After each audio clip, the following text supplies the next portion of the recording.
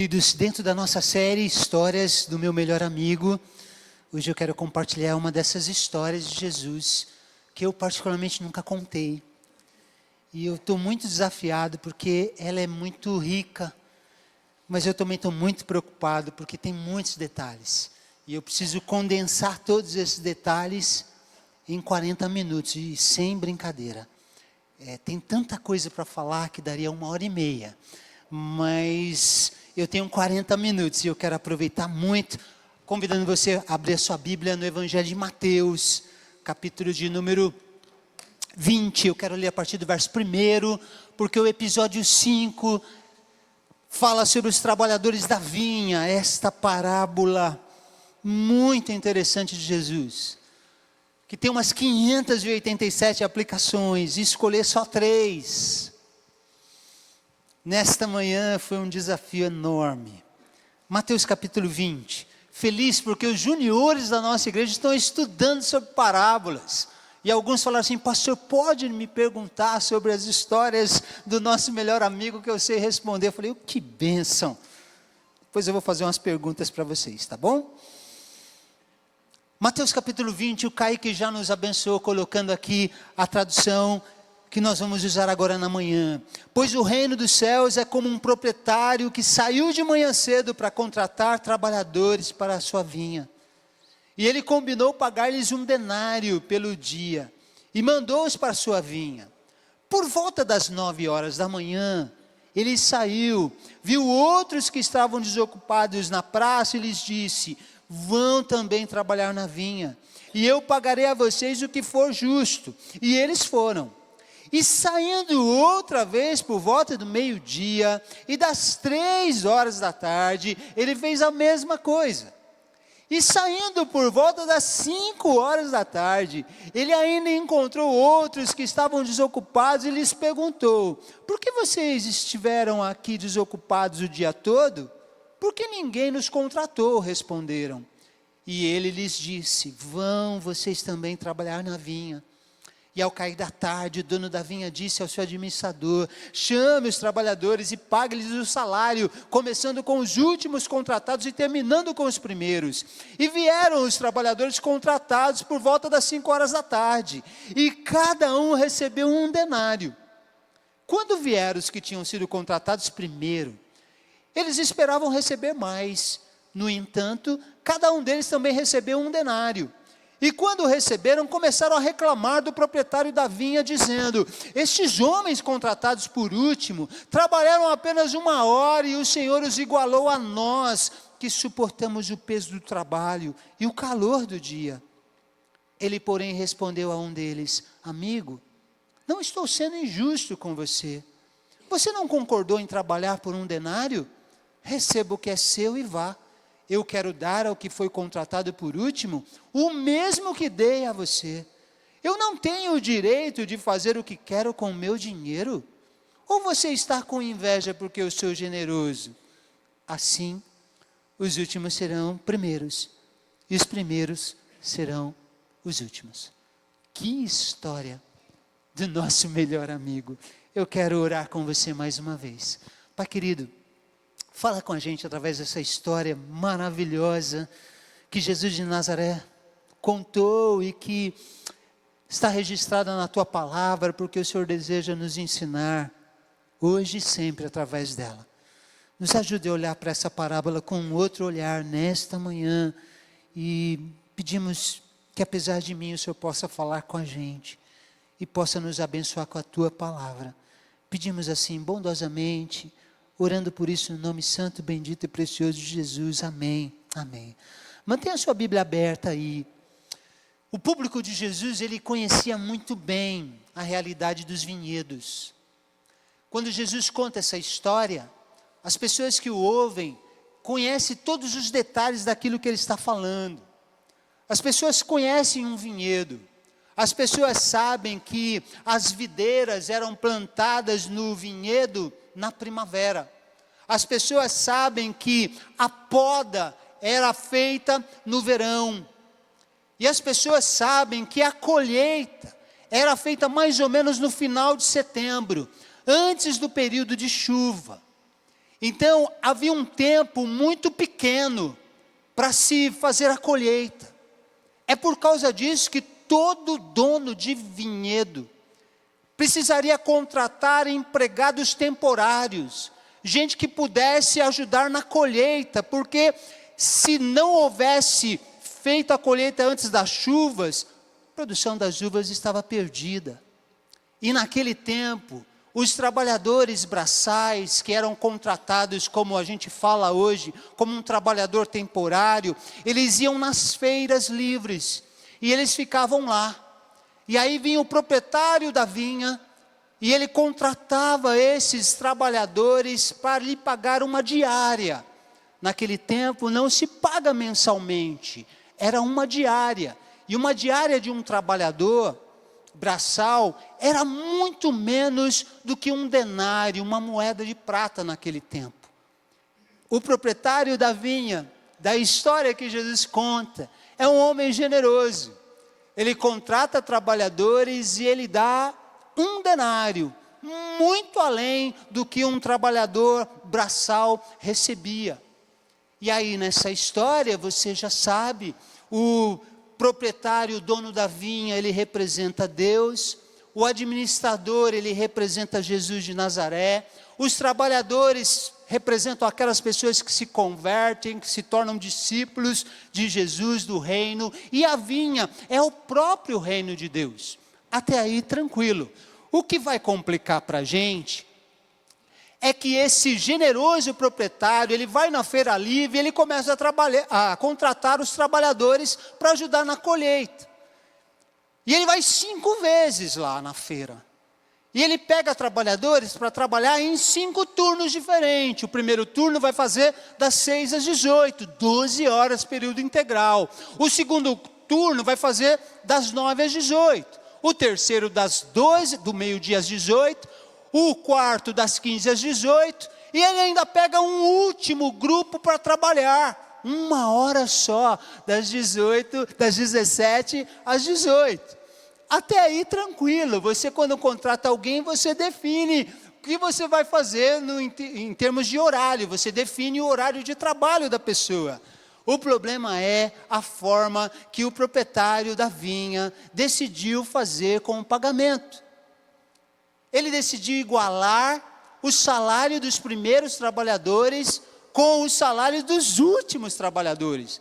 Ele resolveu dar a mesma quantia para quem trabalhou 12 horas, para aquele que trabalhou 1 hora só. E eu sei, por exemplo, que o irmão Otoniel, que trabalha no Fórum Trabalhista, está olhando assim. Eu sei que nós temos advogados aqui, como a nossa irmã Maria, esposa do irmão Capela, advogada trabalhista. Eu sei que a Nazaré trabalha aqui no Fórum Trabalhista, lá de São Paulo. Eu sei que a gente olha para esse texto e a gente não gosta, porque a gente acha muito injusto. Como é que alguém que trabalha 12 horas vai receber o mesmo que alguém que trabalha 1 hora? Isso é chocante. E quando Jesus conta essa parábola, essa história, as pessoas estão ouvindo e não estão entendendo nada. Mas esse texto, gente, não nos ensina sobre leis trabalhistas. Não quer falar sobre pagamento no final do mês. Esse texto, Jesus tem uma amplitude muito maior, e você sabe, quando a gente vai interpretar uma parábola, a primeira coisa que a gente precisa fazer é entender onde é que essa parábola está inserida no contexto do livro que a gente está estudando. Essa parábola está no Evangelho de Mateus. Qual é o contexto em que ela é contada? Ela é contada depois de Mateus capítulo 19, que fala sobre várias questões. Mas a questão mais importante de Mateus 19 é a história do jovem rico. Alguém que tem muito dinheiro e alguém que é moralmente muito correto. Ele guarda todos os mandamentos, ele é um cara gente boa, é o cara que você gostaria de ter como genro da sua filha, menos o pastor Nino, é o cara que seria maravilhoso você ser amigo dele. E esse jovem rico chega para Jesus e fala despeja a sua folha de antecedentes criminais que está ok, e ele diz assim, olha, eu faço tudo e está tudo certo, eu vou ganhar a vida eterna, está tudo bem. E Jesus fala para ele: rapaz, falta uma coisa para você. Você precisa doar seus bens aos pobres e me seguir. E Jesus não fala isso porque ele quer que ele faça isso como uma obrigação. Jesus fala isso porque ele sabe que o jovem rico ama mais o dinheiro do que a qualquer coisa na sua vida. E aí o jovem rico vai embora triste porque ele não quer amar a Deus mais do que ele ama o seu dinheiro. E aí os discípulos ficam todos um olhando para o outro, preocupados com a resposta que o jovem rico deu e com a resposta que Jesus dá para o jovem rico. E eles começam a conversar com Jesus, e Jesus vai ensinar duas coisas. Jesus vai ensinar sobre renúncia, porque abrir mão do dinheiro era uma renúncia. E ele vai falar que quando a gente tem que levar Jesus a sério, a gente vai renunciar a algumas coisas. E Jesus vai ensinar sobre recompensa. É aqui que Jesus vai falar uma metáfora para eles. Olha, vocês vão se sentar em 12 tronos e vocês vão julgar as 12 tribos de Israel lá na eternidade comigo. Aí instaura na cabeça dos discípulos a ideia de que quem será o maior entre nós 12 no reino de Deus. Lembram disso? Na última ceia, os discípulos, em vez de estarem prestando atenção nos detalhes que Jesus está ensinando, de que ele vai ser traído, na última ceia, em João 13, eles estão discutindo sobre quem vai ser o maior no reino de Deus. Como é que termina o capítulo 19 com essa frase emblemática de Jesus? Os primeiros serão últimos, os últimos serão os primeiros. Aí Jesus conta essa parábola. É nesse contexto que essa parábola entra. E você sabe que a parábola vai terminar com a mesma frase que termina o capítulo 19. Os primeiros serão últimos, os últimos serão os primeiros. Quando a gente pensa nisso, quais são as histórias que o nosso melhor amigo deseja nos ensinar? Eu queria compartilhar rapidamente 3 delas. Primeira, talvez a mais importante: a salvação é um presente que Deus concede pela sua graça. Salvação é um presente que Deus concede pela sua graça, não pelo nosso mérito. Os primeiros trabalhadores foram contratados para trabalhar no primeiro turno. Quando alguém ia contratar trabalhadores braçal para a colheita, chegava antes das 6 da manhã. Esse primeiro grupo de trabalhadores, eles são contratados. Eles têm um acordo verbal. Vocês vão trabalhar para mim, eu vou dar um denário para vocês. Para ficar mais fácil hoje, vou te dar R$500, você trabalha 12 horas para mim. E eles vão, e eles trabalham 12 horas. Esse dono da vinha, esse dono do vinhedo, esse proprietário, ele é generoso. Ele deu mais do que um trabalhador braçal recebia para trabalhar uma diária. E ele combinou, mas na hora do pagamento, ele vai igualar o salário destes homens que trabalharam 12 horas. Ele vai dar o mesmo valor para estes, o mesmo valor que ele deu para aqueles trabalhadores que ele contratou para um turno de 1 hora. E esses homens ficam absolutamente irados. E eles vão tirar satisfação com o dono da vinha. Você nos desprezou, você nos enganou. E a resposta do dono da vinha é muito interessante. Eu não fui desonesto com vocês. E ele não foi. Ele disse que ia pagar 1 denário, ele pagou 1 denário. Ele disse que ia pagar R$500, ele pagou R$500. E ele fala o seguinte: o dinheiro é meu. Você quer legislar sobre o que eu faço com o meu dinheiro? Eu resolvi ser generoso com aquele que trabalhou 1 hora e eu dei o mesmo. Eu não fui desonesto com você, mas fui generoso com aquele. Sabe, irmãos, o que Jesus está querendo nos ensinar? Sobre leis trabalhistas, sobre generosidade, Jesus ele tem um foco. Ele fala com o jovem rico que a pergunta era sobre salvação. E ele ensina sobre salvação aqui. E o que ele ensina sobre salvação é uma história que nos choca. Porque o que ele ensina de salvação é que a salvação é presente. A salvação é dádiva que Ele dá, que a gente não pode comprar, que a gente não merece. E essa história, ela ganha muita luz quando a gente se compara, por exemplo, quando nós que já estamos na igreja aqui, levamos Deus a sério, há uns 30 anos. 30 anos a gente não sonega imposto de renda, 30 anos a gente tem uma vida moral, que a gente procura ser ilibado, 30 anos que a gente está aqui fazendo a coisa certa, 30 anos frequentando a igreja, 30 anos obedecendo o que as Escrituras Sagradas nos ensinam em relação à família.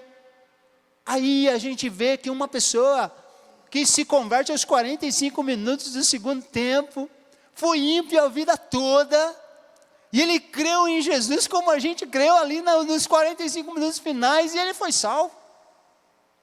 Aí a gente pergunta, rapaz, mas como é que pode isso? Como dizem os jovens aqui da IBCS, tá maluco, velho? Como é que pode um negócio desse?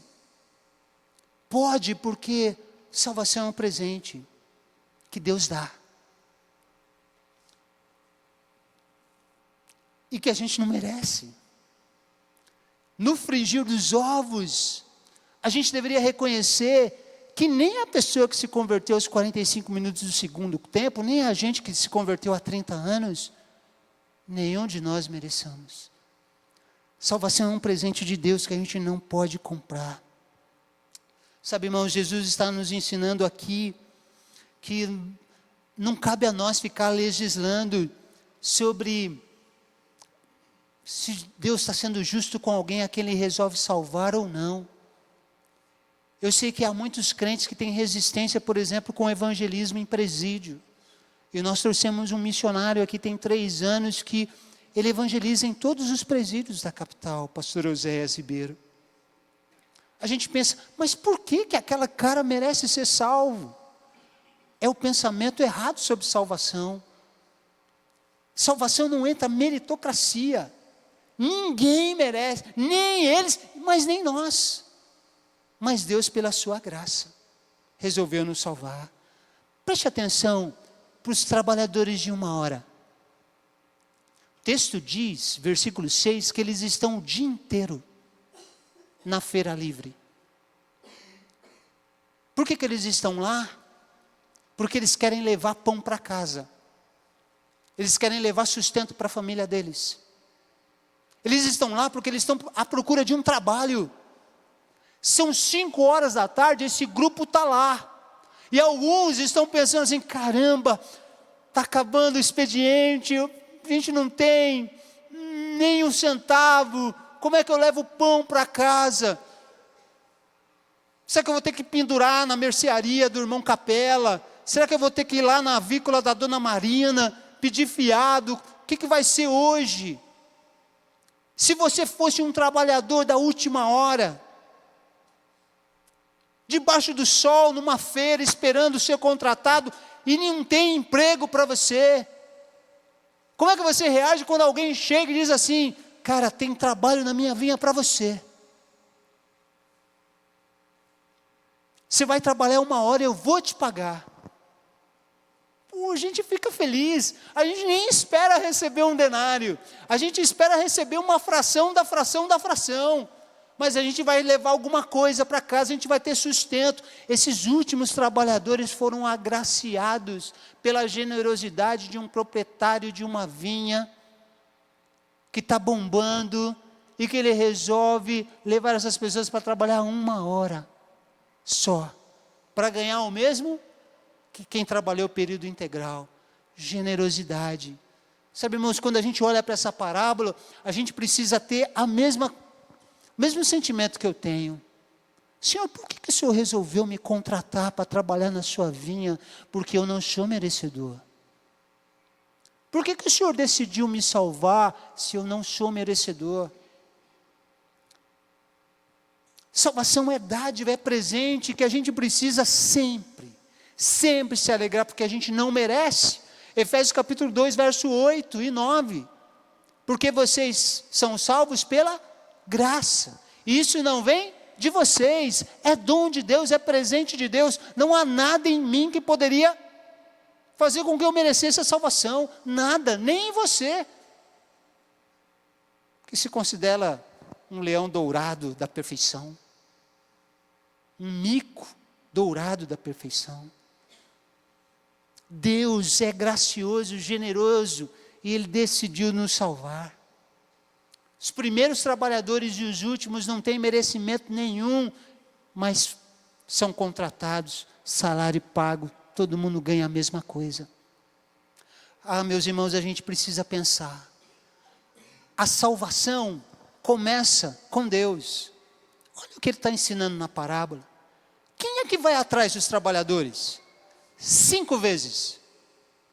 O dono da vinha vai atrás. 5 vezes. Salvação começa com Deus. Se inicia com Deus. Um Deus que nos procura, nos encontra e nos salva. Por graça. Por generosidade.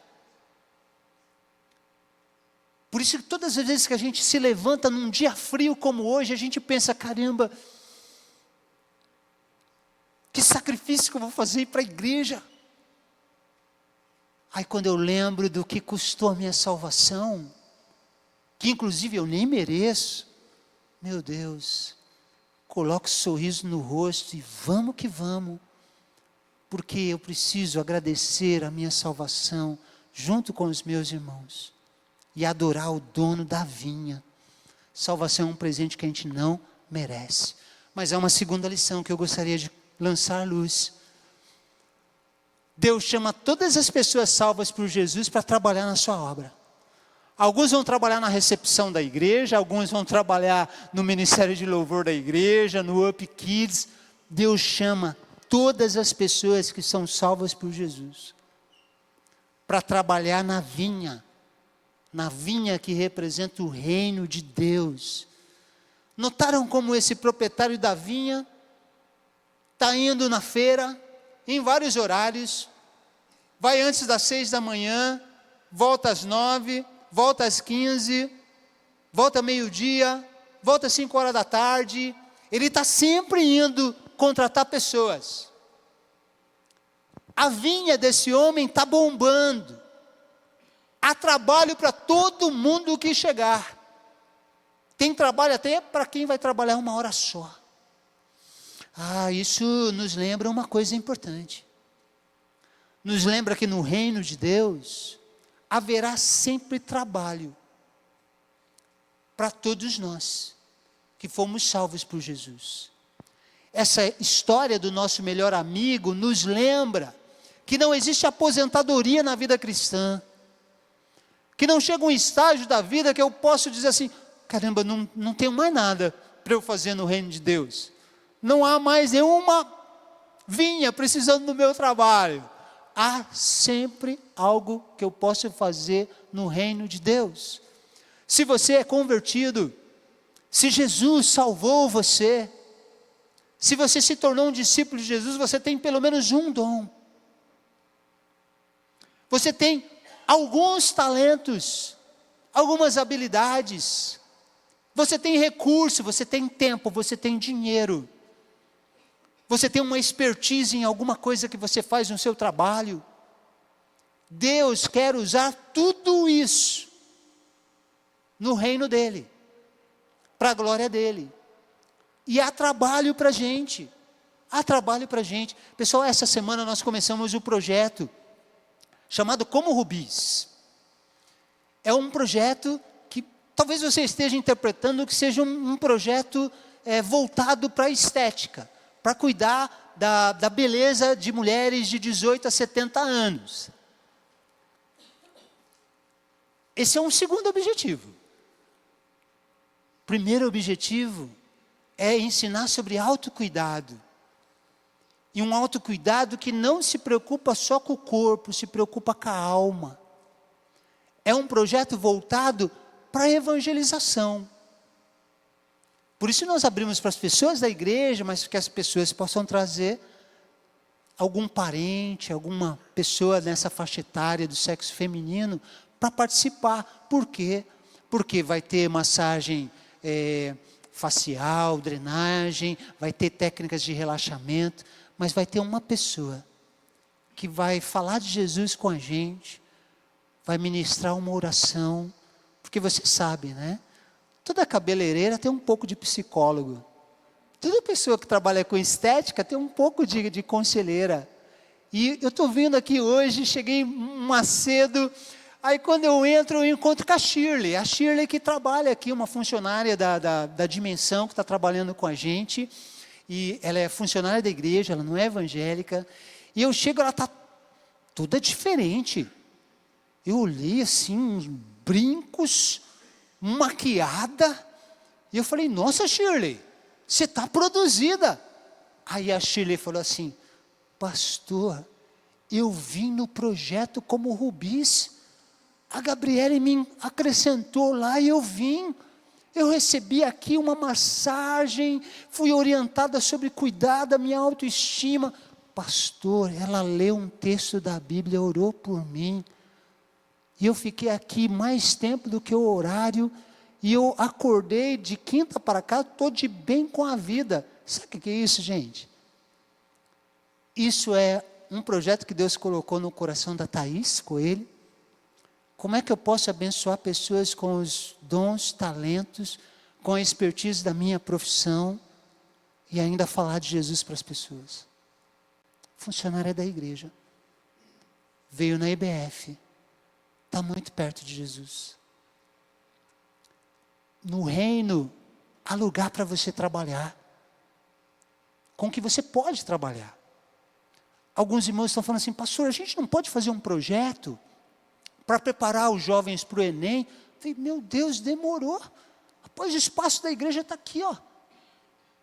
Tem salas aqui. Vamos montar. E eu digo para você, que falou comigo, vamos montar, porque o Enem está chegando aí, a gente precisa preparar essa turma. O que eu posso fazer, o que eu sei fazer com a minha profissão? O que eu poderia ensinar para as pessoas? E naturalmente mostrar o Evangelho na minha vida, na minha postura. Não preciso ficar toda hora lendo a Bíblia, o Salmo 90. As pessoas vão ver Jesus na minha vida. O reino de Deus está precisando de trabalhadores, irmãos. Ah, pastor, eu já sou velho, aposentado. Não existe aposentadoria na vida cristã. Não existe. Você pode ser muito útil com o que você sabe fazer para a glória de Jesus. Finalmente, terceira lição, cuidado com o veneno da comparação. Ela rouba a nossa alegria. De tantas lições que eu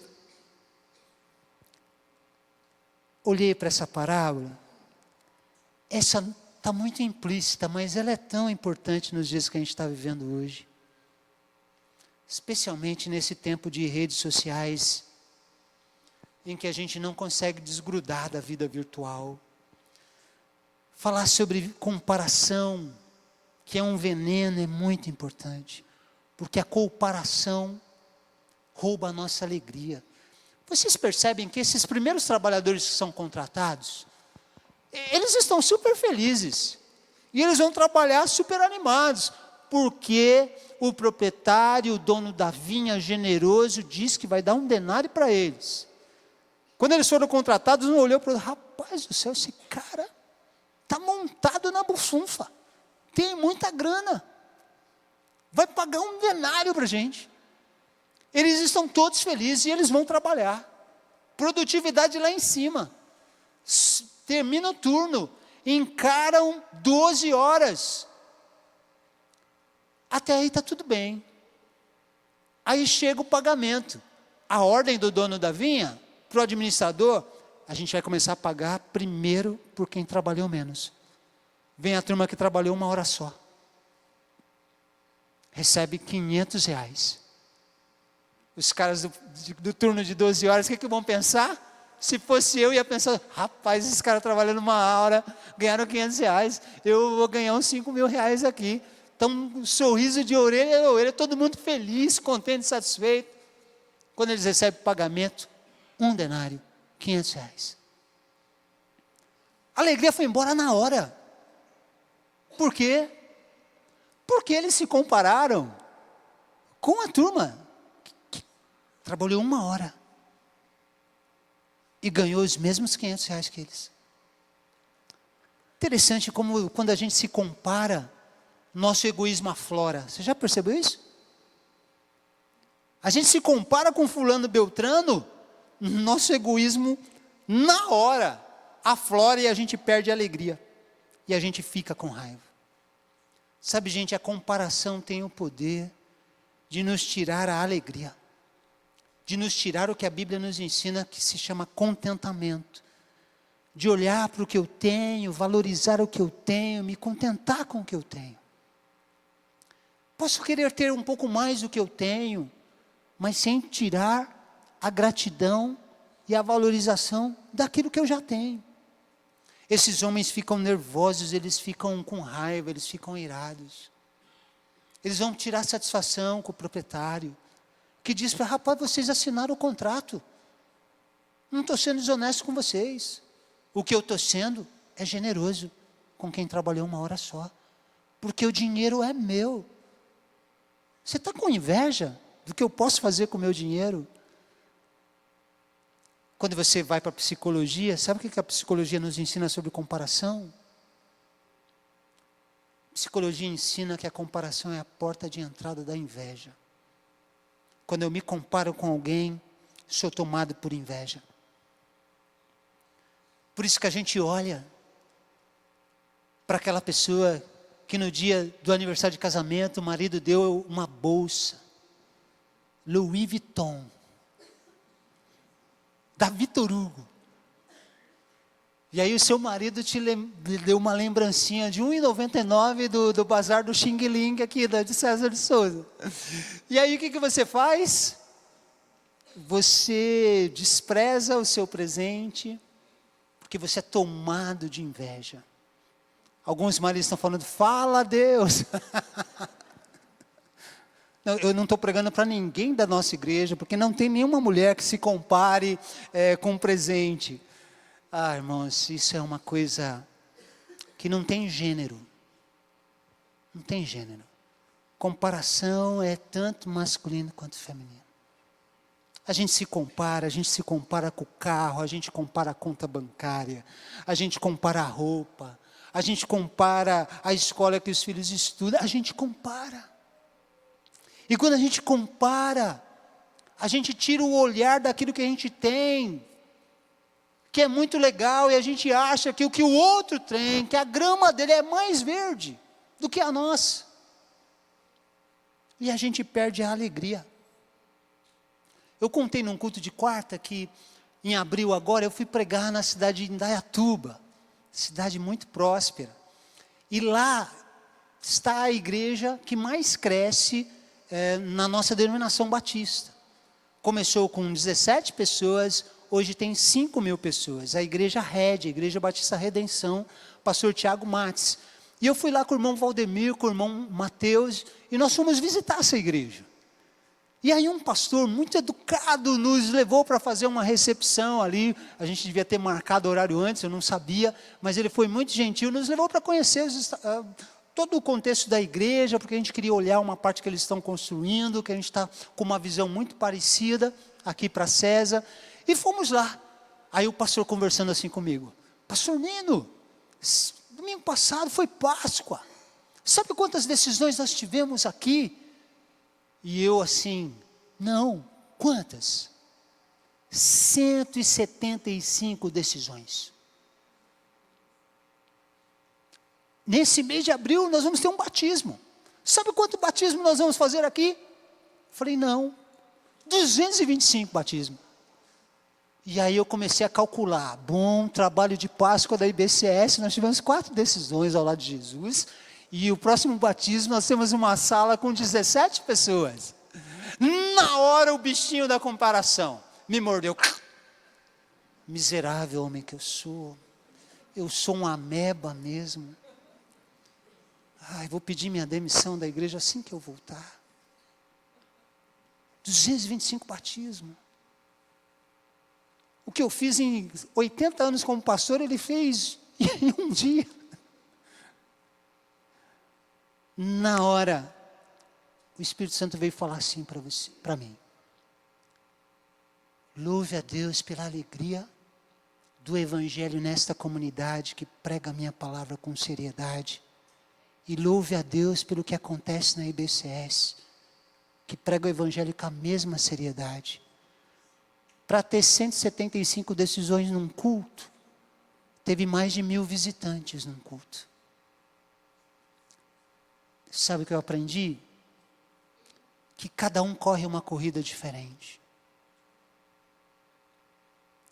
Eu não sou melhor da igreja que eu fui pregar, que tinha 17 membros. Não sou melhor que eles, a nossa igreja não é melhor. Cada um corre uma corrida diferente. E a gente precisa olhar para Jesus e fazer o melhor que a gente pode fazer, sem se comparar com o outro. Ô irmão, ontem aconteceu uma coisa linda. Eu posso falar porque eu estava lá e observei as reações das pessoas que vieram falar comigo. Nós tivemos um coro da Associação de Músicos do Estado de São Paulo. Gente, que coro. Estão juntos há muitos anos. Todo mundo lá entende de música. Tem músicos de tempo integral. E eles abriram o culto cantando. Fizeram um medley lá lindo, canções de quando eu era adolescente, com arranjos. E, rapaz, todo mundo, como eu, entusiasmado, louvando a Deus, aplaudimos. E aí eu comecei a olhar, porque era o coro da Embanca que ia cantar. Basicamente, Brás Cubas e César. Ensaiaram 2 meses e meio. Nunca cantaram juntos. Primeira participação especial com orquestra. Quando anunciaram o Coraibanca, todo mundo deu uma observada, né? Coraibanca. Uma vez só que ensaiaram, nada vai dar certo. Pois é, gente. O coro foi lá, louvou a Deus, foi bênção. Cantaram o hino 323 com o arranjo da IBCS. Bombou. Todo mundo estava entusiasmado no final.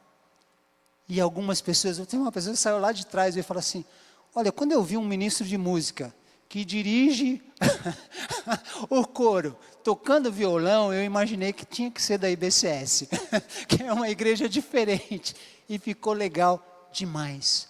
Ou seja, se a gente fica se comparando com A, com B, Deus não vai nos usar, porque a gente precisa fazer o que cabe a gente fazer, sem perder a alegria.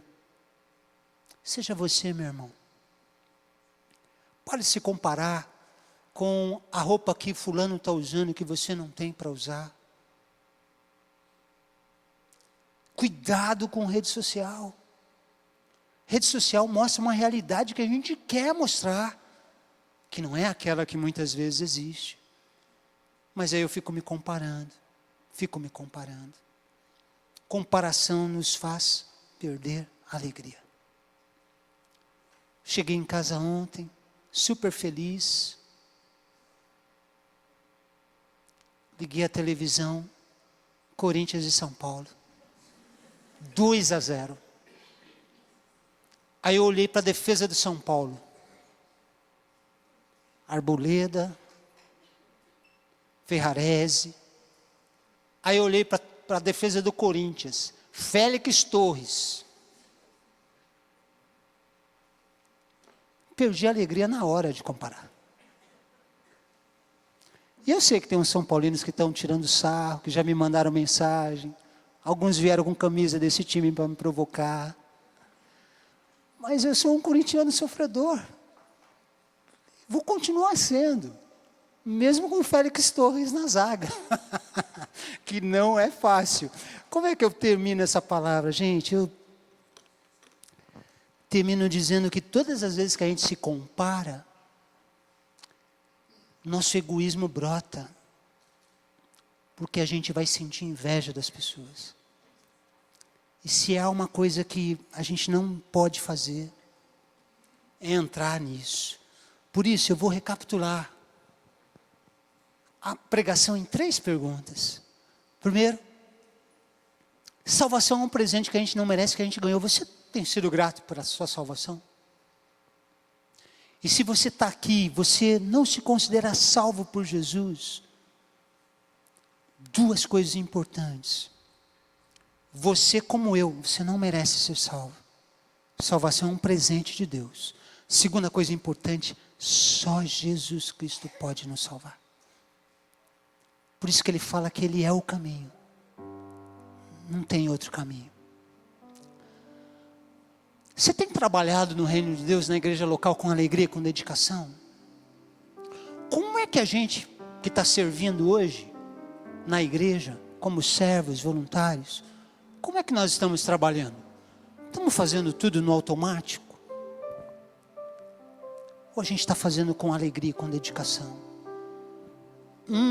Deus resolveu ir em busca da gente, mandou seu Filho Jesus, Ele morreu na cruz, no nosso lugar, para nos salvar, para nos dar o maior presente que a gente não merece, que é a salvação, para a gente servir no reino dEle. Você está feliz em servir? Está alegre? Ou tudo é um peso?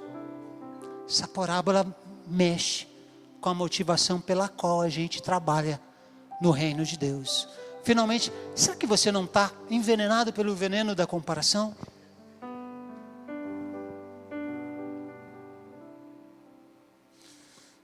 Comparação nos faz perder a alegria. E a gente precisa correr a nossa corrida da melhor maneira possível, para glorificar o nome de Jesus. Feche os seus olhos, vamos orar, vamos falar com Deus. Querido Alex Teodoro, vem cá, vem orar por nós.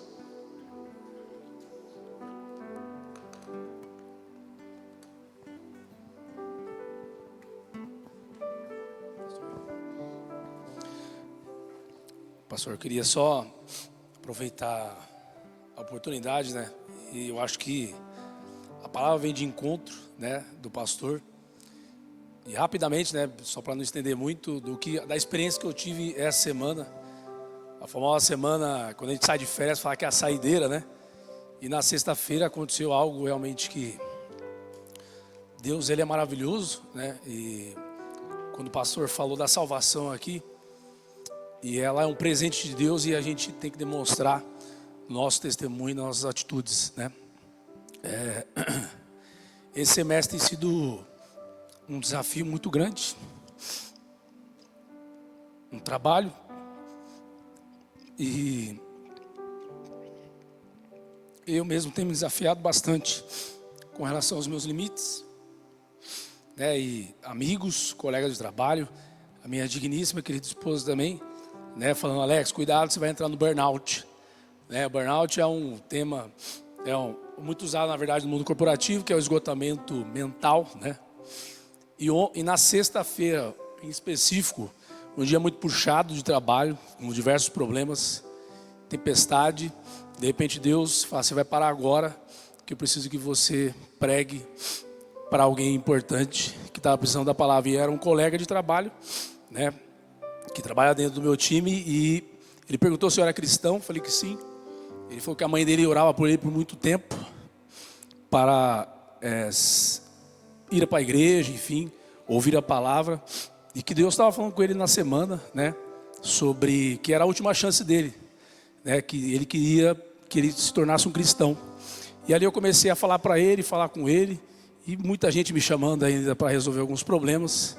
Comecei a pregar a palavra para ele, falei do plano de salvação, e quando ele começa a falar comigo, ele chora, e ali eu falei para ele que ia orar com ele, no meio do tormento, e disse para ele que se ele entendia que realmente Cristo é o seu único suficiente Salvador. Ele falou que sim, eu orei, e na oração eu perguntei para ele se realmente era isso que ele queria. Ele falou que sim, né? E eu sempre levo ali uma devocional na minha bolsa, sempre que acho que tem uma oportunidade, como já houve em vários momentos. Entreguei para ele, e a devocional do dia era exatamente aquilo que eu havia falado para ele. E aí ele novamente ali agradeceu, Hoje pela manhã convidei ele, na verdade já tinha ido para a igreja e agradeceu muito. Então, irmãos, a gente, como o pastor disse, né, os talentos, os dons e as habilidades que Deus nos dá é para a gente servir no reino, na igreja. E quando a gente sai daqui da porta para fora, a gente não tem o pastor, a gente tem o ministério de louvor, a gente não tem ninguém com a gente. A gente está perante Deus sobre a nossa vida, de como nós estamos com Ele. E se nós estamos preparados. E eu sei que depois, só para finalizar, quando eu orei com Ele, eu saí dali e senti uma vontade grande de chorar, né? E ainda com diversos problemas, fui num lugar fechado, chorei diante de Deus, porque falei, Senhor, eu não mereço. Quem sou eu? E aí, lembrei no versículo de Paulo, quando ele fala que tua graça me basta, pois o teu poder se aperfeiçoa na fraqueza. Então, que nós possamos, de fato, ouvir a palavra, pregar o evangelho, e estarmos preparados. Não depende de momento, não tem o melhor momento, a melhor situação em qualquer momento, né? Assim como Deus levou Elias lá no monte, e aonde toda aquela tempestade, o vento, ele não via Deus, e na calmaria ele enxerga Deus, e Deus encoraja ele a voltar na missão que ele estava fugindo, porque queria pegá-lo e matá-lo, porque ele realmente estava pregando o evangelho. E ali onde de fato Eliseu se torna o seu companheiro na sua trajetória de vida. Então essa palavra do pastor hoje, muito abençoada e de encontro com aquilo que aconteceu nessa semana. Então eu encorajo vocês, né, a cada irmão, a de fato pregar a palavra, seja pelo testemunho, seja em qualquer momento, porque Deus pode tirar em qualquer momento, seja a tempestade, porque esse é o propósito que Ele tem para nós e para cumprirmos a missão de Jesus, que é pregar o evangelho. Então, que Deus abençoe. Obrigado, pastor, pela palavra.